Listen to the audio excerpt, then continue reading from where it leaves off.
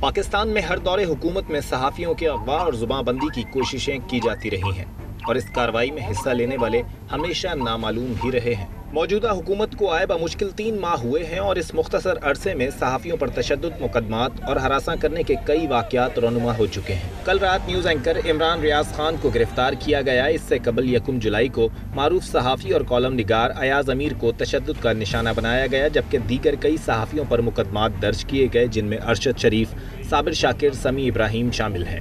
اسی طرح عمران خان کی حکومت میں بھی کئی صحافیوں کو اغوا اور تشدد سمیت پابندیوں کا سامنا کرنا پڑا۔ گزشتہ سال 20 اپریل کو اسلام آباد میں سینئر صحافی اور اینکر ابصار عالم پر اس وقت حملہ ہوا جب وہ F11 پارک میں چہل قدمی کر رہے تھے۔ پچھلے سال ہی جولائی کو اسلام آباد سے سینئر صحافی مطیع اللہ جان کو اغوا کیا گیا۔ ان کی گاڑی سیکٹر G6 کے اس اسکول کے باہر کھڑی ملی جہاں وہ اپنی اہلیہ کو چھوڑنے گئے۔ اغوا کے 12 گھنٹے بعد مطیع اللہ جان کو فتح جنگ کے علاقے میں چھوڑ دیا گیا۔ جولائی 2019 میں 78 سالہ صحافی اور کالم نگار عرفان صدیقی پولیس کو مطلع کیے بغیر مکان کرائے پر دینے کے الزام میں اسلام آباد سے گرفتار کیے گئے۔ انہیں ہتھکڑیاں لگا کر عدالت پیش کیا گیا اور پھر جیل بھیج دیا گیا۔ اگست 2018 سے صحافی مدثر نارو گمشدہ ہیں۔ عمران خان کی حکومت آئی اور چلی بھی گئی مگر مدثر نارو اب تک لاپتہ ہیں۔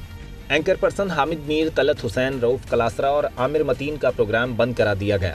اس سے پہلے مسلم لیگ نون کے دور میں بھی صحافیوں پر آزمائشوں کا یہ سلسلہ جاری رہا۔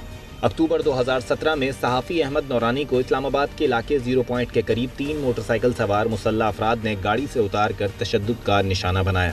اپریل 2014 میں کراچی ایئرپورٹ کے قریب گھات لگائے نامعلوم افراد نے مایہ ناز صحافی اور اینکر پرسن حامد میر پر قاتلانہ حملہ کیا جس میں وہ شدید زخمی ہوئے۔ پیپلز پارٹی کی حکومت کے دوران مئی 2011 میں صحافی اور مصنف سلیم شہزاد کو سادہ لباس افراد نے اغوا کے بعد بدترین تشدد کا نشانہ بنایا کہ وہ جان گنوا بیٹھے۔ ستمبر 2010 میں انویسٹیگیٹو جرنلسٹ عمر چیمہ کو اسلام آباد میں اغوا کر کے 6 گھنٹے تک بہیمانہ تشدد کا نشانہ بنایا گیا۔